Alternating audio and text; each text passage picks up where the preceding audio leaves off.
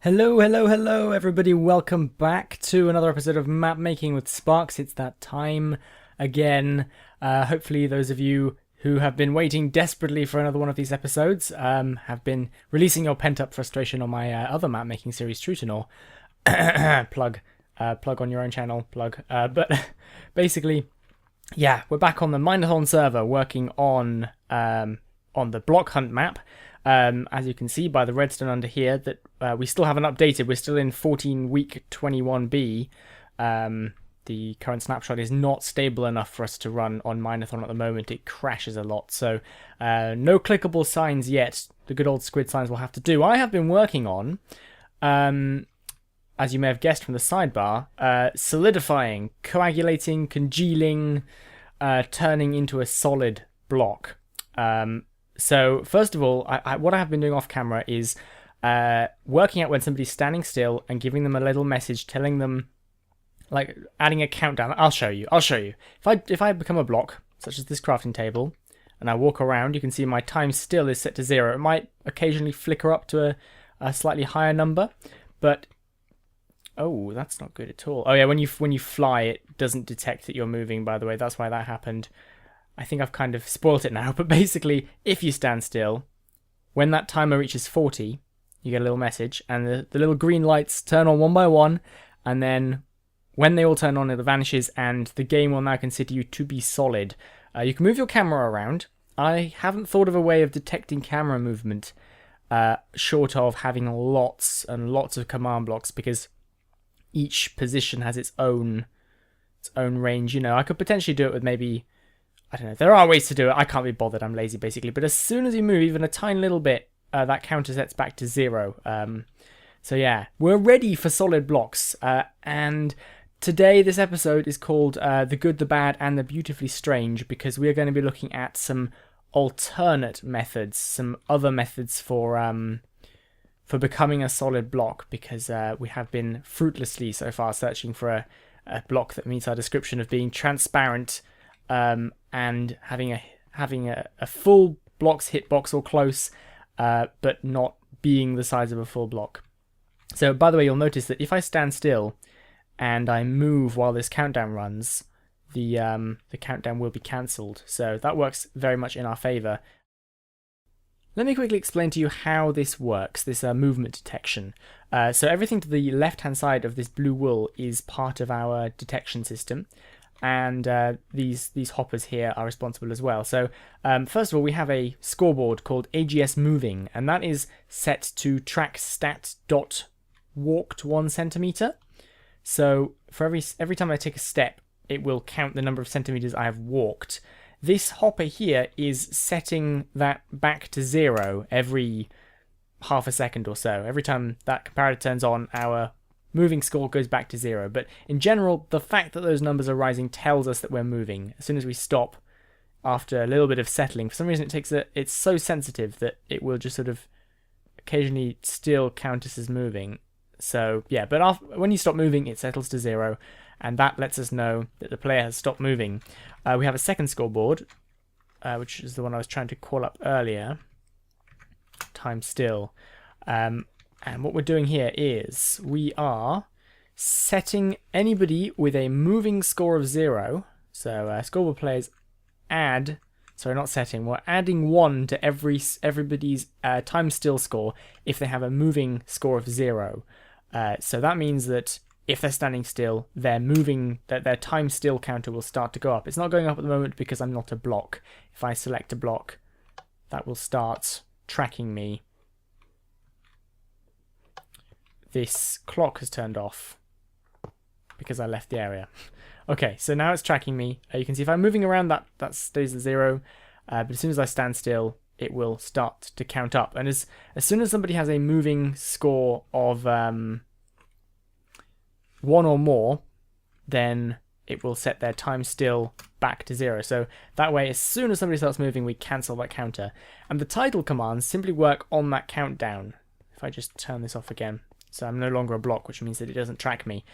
So the title command, very basically, there's several stages of title command. The first one is this one down here, I think. Yeah. So once your time still score reaches 40, that means you've been stood still for a little while. It will generate a subtitle with 3 red dots and then the sign stand still to become solid. And basically at 40, we've got 3 red dots. Then when somebody passes, I think 70 is the next one, which I think is down here. At 70, it will give you a green dot and 2 red dots, and then 100 will give you 3 red dots, and then 130 will hide that counter from you. So basically, this is quite handy because if we move during the countdown, like this, you will see that it cancels itself. So that way we can work out exactly when somebody stops moving. So it's kind of handy.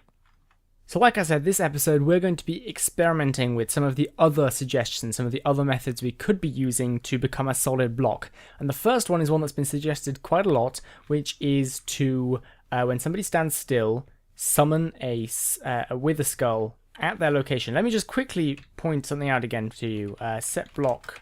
If you have a solid block at your feet, you slide out of it. And that is the major problem that we're having here. Keeping people inside their block when they stand still and become solid. So the first one we're going to do is one that a lot of people have been suggesting, and I haven't tried it out yet. I'm a firm believer that you need to keep an open mind, and I have been proved wrong several times in the past, thinking that something is impossible, and it has worked. So I want to try them out just in case, even though I'm not sure that they're going to work that well. So the first one is, when they're a solid block, summon a wither skull at the block's location and then teleport the player to that wither skull until they try to move. I think this is going to create a very jittery camera, but we will see what happens.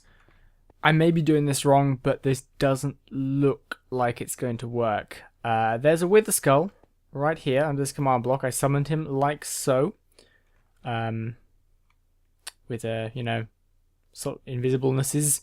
He's got a name. It's still called Slime Holder. I copied him over from the squid thing. And for some reason the custom name is not visible, but whatever. And over here I have a command which is executing on behalf of the wither skull within a radius of 5 blocks, which is that one, to teleport the nearest player with an AGS Potions drunk score of 1, mine is currently 0, to the wither skull. And if I do it, 1 second, just hide that. Scoreboard, players, set, purple sparks, AGS Potions drunk, 1. It's not looking great at all. Let me just quickly, scoreboard objectives, set display, sidebar, AGS moving. The plus side is that it's not registering that I'm moving. So, and if I walk forward, it does register that I'm moving. So we can stop people from. Do you know what? We're not standing in a solid block. Set block. Minecraft crafting table. I think we're inside that block, and I think we're not moving. Based on that thing going up, I think we're not moving. If I press forward, then... Do you know what? This would not be too bad if we could move the camera. I'm pretty sure... Yeah, I'm standing inside a solid block. This is so close to working. It's just that my camera is locked facing upwards. I wonder if there's a solution for this. Oh god. Thankfully I have a failsafe so that I can get out of here. There we go. So we are released as soon as that teleport finishes. From our blocky prison. So it's kind of close. The camera does jitter. Even if we could move the camera, I think it would be a bit jittery. But it's close. It's not too bad. There must be a way of it not directing your camera, right? I swear that 8-Bit Monkey tried this a while ago and he could move his camera. I'm going to go ask him. He might not be online, but if he's not on, we'll move on to something else. I'm back. Monkey was online, and as were several other people, and we ascertained that no, you cannot teleport somebody to an entity without changing their camera rotation. So, close, but no cigarette, or other lung-killing drug. But anyway, you may notice that I'm suddenly looking a lot blockier, and that's because we are now in the new snapshot, 14 week 26C. Clickable signs are now possible on this server. Quickly, talk faster, Sparks, because I just realized while talking to Bannerwolf that Mineathon is in 2 months. In 8 weeks, this map needs to be done. And I have a job and a channel to run and other responsibilities for Mineathon as well as this map. I'm slightly scared now. So, sadly, this teleporting thing doesn't work. We nearly had a masterstroke. Pause the video 1 second. I just needed to check the name. Black Shadow MC. Oh, he was so close to finding a solution. Check this out. Okay, right, ready? You ready for this? Right, let's get some cobblestone. We are now cobblestone. Fantastic. And we're standing here, and we want to become a solid block. We get the pop-up thing, which I was showing earlier. Wait for it. There we go. And then, when we become solid, we set block some cobblestone at our location. And normally we get pushed out, right? But no. I'm assuming that that block has been set. I'm not sure if there should be a success message. This is a snapshot.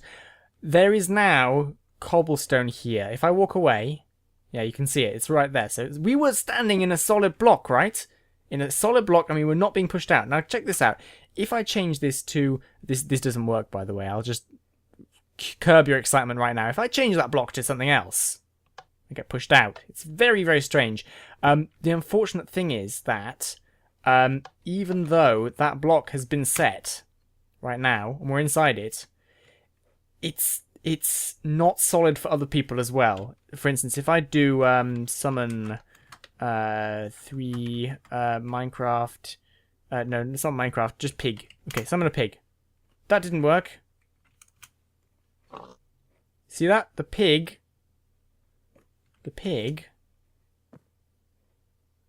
is pushed out of the block. That's interesting. I was trying to demonstrate, by the way, that players can also walk through this. Anyone free to come stand on me for a second? Yeah, basically, we thought this was fantastic. There's a solid block here. I'm not being moved. For some reason, summoning falling sand works. However, if you look, B to the data here has kindly walked all over me. And you can see that that is not actually a solid block while I'm stood in it. It's really strange. Logstone was telling me, because he's, you know, all-knowing Logstone, that because the falling sand has the same ID as the block, it's replacing the block with sand until you move away, and then it turns it into a solid block again. So sadly, it it doesn't work. So close. Thank you very much for the suggestion. I was very excited.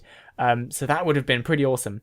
I'm not going to try the game mode 3 spectator mode thing because I worry that if people press shift, they will fall through the floor. So at least for now, I'm going to not test that one. However, I've been talking to Dragnos in Skype, and he had a very interesting suggestion, which I'm gonna show right now. Okay, so Dragnos' idea, which hasn't worked as well as I'd hoped, involves 2 identical arenas. So we'd have two arenas that were exactly the same. This is my demo one, and beat is on, by the way.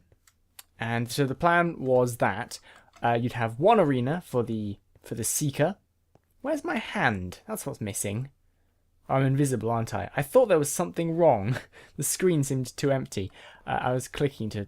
Yeah, okay. So anyway, one arena would have the seeker in it, and the others would have the blocks. So the blocks would run around with blocks like this, sand entities around them. And then in the other arena, there'd be actual physical blocks being placed. So they'd have a proper solid hitbox. So I sort of, you know, the idea is you place an offset block at their location as they move around. which does work. You know, you can do an offset block placing like these ones here. So and then the idea is obviously that you delete the one that's in their location. Now this one right here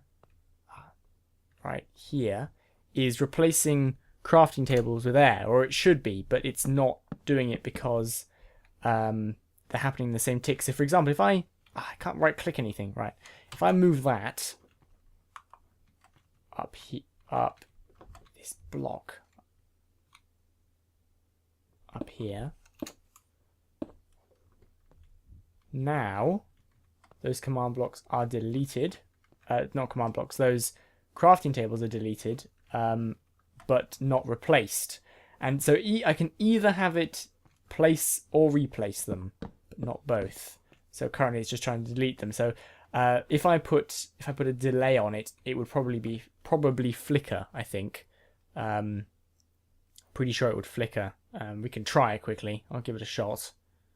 Yep. So as you can tell, that isn't working. It's causing it to flicker. That's on a 1 tick delay. I wonder if we put a redstone dust here, what would happen? It's also leaving the old block behind. Well, that's not working.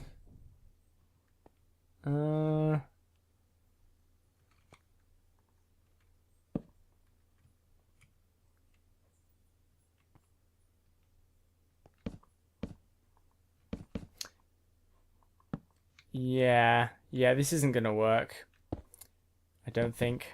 Unfortunately, I mean, it's a pretty cool idea. The other thing is, I mean, at the moment, I'm just filling and replacing the exact spot I'm standing on. I could make it so that it will only replace it will like fill and replace all crafting tables around me with air. But if we have any natural crafting tables or blocks of that type in the area, they'll be deleted. So yeah. Never give up, guys. That's the trick. So I've decided to try something, sort of a mixture of everything we've been doing so far. So over there you can see that is actually falling sand, as you can tell by the way it's jittering. And if I just activate this new thing here, I'll just go over here a second and show you that these arenas are 32 blocks apart. So if I stand still, once our time still gets to 140, a solid crafting table will have been set over there. You can see it right there. So the idea, it's actually slightly lighter. Do you see that? Okay, it should be alright though. So yeah, there's a solid crafting bench there now. So that way, when you're standing still, we get over the problem of filling and replacing by just using falling sand over there as well. If you're running, it doesn't really matter if you're not solid. But when you're standing still, we can set a solid block at your secondary location on the seeker's end of the whole project. And the final thing to do then, I guess, is I'll just show you this command quickly, is to delete the block when you start moving, which I think shouldn't be too difficult. Let me quickly, there's this really annoying thing with texture packs at the moment where I get a big square thing. Okay, so the command I'm doing is fairly simple. Execute on behalf of all people with a score of standing still of 145 exactly, and a potion drunk score of 1, which is the crafting bench potion score, to set blocker crafting table at -32x. So fairly simple. All we need to do now is make it try and delete that block when we move. So that should be okay too, I think. Let me just put that in and I'll be right back. Alright, here is our new command block. Very simple, executing on behalf of all people with a potion drunk score of exactly 1, with a time still score of 0. So anybody who's moving will replace any crafting tables at their exact location with air. The difference with this is that because your exact location is this block right here that I'm standing in, if there's any sort of decorative crafting tables or anything, you'll never be inside them, so you should never end up replacing them. So we kind of need a second person to help us. I think Beta is AFK though. So if we watch a second, that crafting table in front of us should become solid. Good. But if we move away... Yes! Okay. This might work. This might work. I have noticed that... watch this. Actually, hang on. Let's see if we can delete this crafting table here. Right, so we'll stand still. And...